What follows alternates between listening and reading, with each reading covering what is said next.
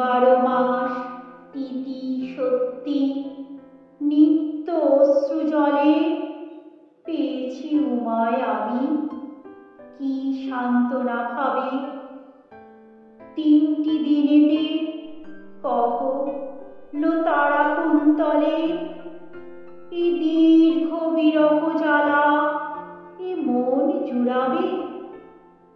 3 দিন স্বর্ণদ্বীপ জ্বলিতেছে ঘরে, দূর করি অন্ধকার শুনিতেছি বাণী মিষ্টতম।